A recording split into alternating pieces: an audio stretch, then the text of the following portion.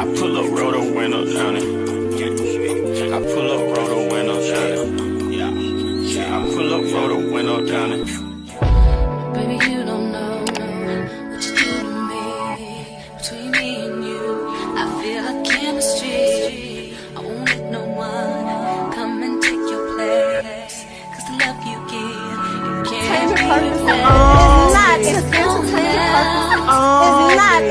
in the case of anybody. That's why I spend my life with you. Hi, hotties, kettles, tea stirs. You here for hot tea. All commentary is alleged, and in my opinion, this is for entertainment purposes only. So it's no secret, Porsha is returning to Real Housewives of Atlanta. Simon and Porsha have announced that they're getting a divorce. There's been some other discussions about their prenup, etc. And before we get into that, I want to talk about what I believe is going on, because these people are not where you guys think that they are. And that's just my personal opinion. Now, I'm not going to lie. I am a Porsha fan. Not so much a Simon fan, but I feel like Porsha is in it for the W. Don't ever get it twisted. This could just be for storyline, and then they come together and say, we work things out. Who knows? Because right now they filed under irreconcilable differences, but they might still be in close proximity to one another. Now, I don't think that's anything too far-fetched because they are married. In my opinion, they aren't divorcing on bad terms. But let me show you guys why I think this. Let's get into it. Don't forget to like, subscribe, comment, hit the post notification bell so you guys are up to date each and every time that I upload. So, of course, last night I was up on Beyonce's internet, not minding my business because, you know, y'all here for the hot tea. Now, granted, this can be completely far-fetched, but I just want to bring something to you guys' attention because Simon may be trying to kiss up to his wife to smooth things over, and I feel like that is how it's going to play out on Real Housewives of Atlanta, and I hope it do. I really hope it does, because I am rooting for Porsha and Simon. They had the most beautiful wedding ever, but there are documents out that stating that he's a scammer. I'm interested to see how Porsha is going to play this, but Porsha got on Instagram Live, and you know, we haven't heard from Porsha since all of this was announced. She has been posting little quotes here and there on her story, but she hasn't outright said anything, posted herself, or made a video of herself. And I think that's good because the hype is building up. If she's smart, which I believe the people are around her are advising her, she should not post herself or any pictures, going to any events or anything until Real Housewives of Atlanta literally get deep into filming, or there are some clips airing and they reveal when the new season is going to be dropped. So I don't think she should respond at all until Real Housewives of Atlanta come back. However, she did go on her Instagram and post a story of her receiving a dog, or maybe she didn't receive a dog, but it looked like she was getting gifted a dog. And who other would be gifting her a dog other than her husband, who is trying to apologize to her and make this story really come together. Now, let me give y'all a few disclaimers before y'all cuss me out. I didn't hear Simon's voice, so I'll admit that. And we didn't see Simon's face. I'll admit that. But we are going to base this off of his shoes. I know that sounds crazy, right? It's literally fucking insane. But I'm just follow me. You probably can't see all that well, and that's okay. You can go to his page. This is the picture. But a while ago, Simon posted a picture with Akon and this other man. And in the midst of that, I saw the shoes that he was wearing. And now, I don't know why I wanted to go back and look at the video that Porsha posted on her story, but I just wanted to go back and look at the video that Porsha posted on her story. Now, I'm not saying this to be facts. All of this is alleged, and I am absolutely assuming that these are Simon's shoes because they are similar to these shoes, but we're going to zoom in. Now, not to be batshit crazy, because I know that's what y'all thinking, but if you look at the video and you look at the shoes all the way back there in the very corner, in my opinion, those shoes look similar to the shoes that we saw him wearing when he was with Akon and that other man. Now, get in the comment section and let me know if I'm completely insane, because I'm okay with that. Because if they aren't completely the same, who else around her are wearing shoes like that? Simon is pictured on multiple occasions wearing loafers or these type of slack-like shoes. It's his style. It's his thing. He has them in multiple colors, different styles, different brands, etc. Now, like I said, if y'all want to get in the comment section and call me batshit crazy, I totally understand. Because all of this is alleged, and I am assuming, and it's not far-fetched that she would still be around her husband in close proximity, because like I said, their marriage isn't really ending on them being in bad terms, if you know what I'm saying. Before she filed for a divorce, she was literally in Dubai. That was like okay, baby, our contract is almost up. Let's take our last vacation. No shade, because I'm team Porsha. I'm telling you. I don't know what it is, but I really like Porsha. She's fun, she's beautiful, and despite what people want to believe, she's more calculated than not. So we know there's been a lot behind the scenes, and one of those are Simon being hit with a lawsuit from a private jet company for a breach of contract and failing to make payments. He allegedly owed them almost $1 million, y'all. And this is all for maintenance, gas, paying the employees, etc.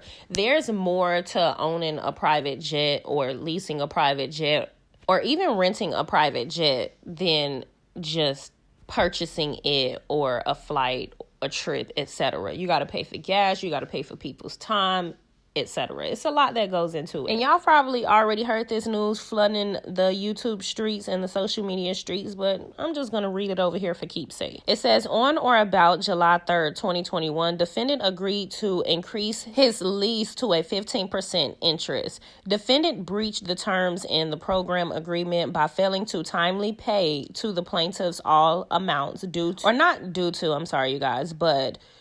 under the program agreement, and the plaintiffs terminated the program agreement under the terms or on about February the 28th, 2023. It says these unpaid amounts include, without limitations, monthly management fees pursuant to Section A4.1 of the program agreement exhibit, and it shows the exhibits. I'm not going to, go through all of that, but it says monthly lease fees pursuant to Section 8.1.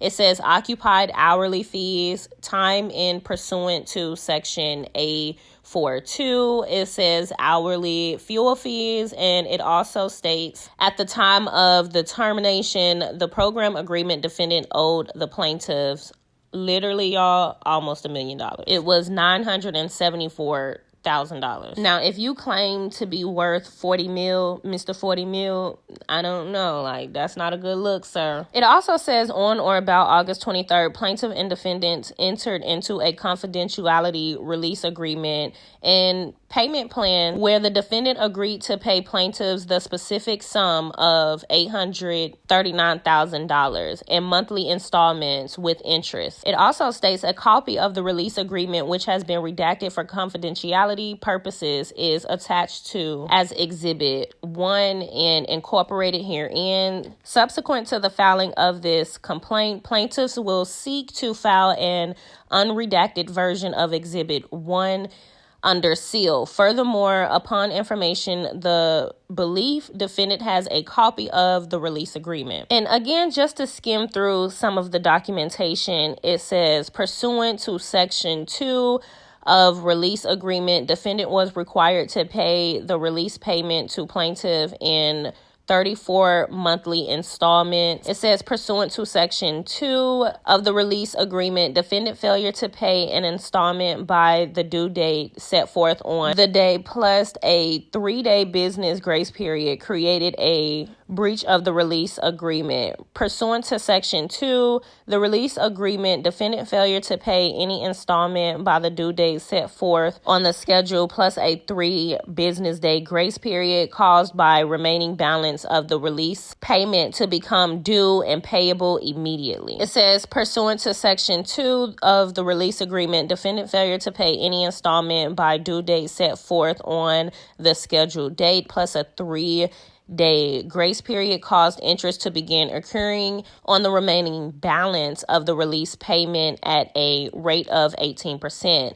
Defendant timely made the first installment of $25,000 due under the schedule on September the 1st, 2023, reducing the balance of the release payment to $814,000. Defendant failed to pay the second installment shown due on the schedule by the due date of October the 1st, 2023, or within 3 business days grace period, extending to October 4th, 2023. As of the filing of the complaint, defendant has failed to make any payments to plaintiffs beyond the first installment on September the 1st. Y'all, so what if he made the first payment thinking after he married Porsha, she will then be able to make those payments for him, or he'll be able to make those payments based off of some of her income?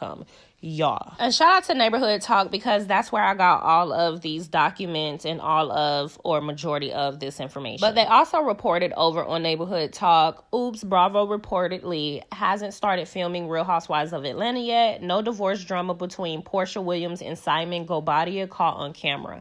So Real Housewives of Atlanta isn't even filming at the moment. They're not catching the behind the scenes and the stuff that's going on with Porsha and Simon. So like I said, it's not far-fetched that Simon would still be around Porsha. To me, honestly, it'd be very disappointing if all of this really turned out to be true. I mean, I don't want to believe it, as y'all can tell in my tone. What I'm rooting for in this situation, or what I'm rooting for Porsha, is for this to just all be a plot for a storyline, and eventually they're going to reconcile, they're going to come back together, they're going to build on top, and all of this was really just something that he did do way back when, and he's not actually a scammer now. And Porsha filed for a divorce because she thought he was a scammer, and then throughout the process, you know, she did the investigation and the research, and it turned out not to be that way. And then now they can film happily forever after on Real Housewives of Atlanta. That's what I hope comes from this situation. But, you know, you never really know, right? I think it's a shame because Porsha had this beautiful, extravagant wedding.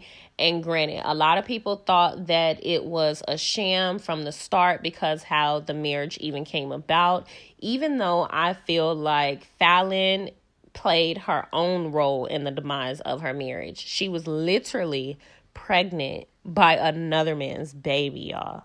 Come on now. I don't know. I can deep dive more into this, but here are my thoughts for now. I want y'all to get in the comment section and y'all let me know what y'all got to say about all of this.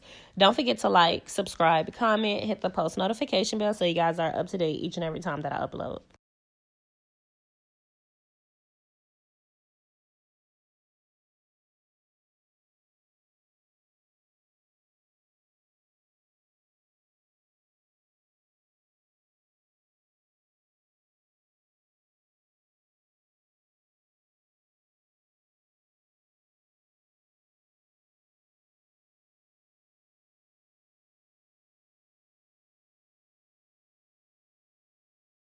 Yeah, I pull up, roll the window down it.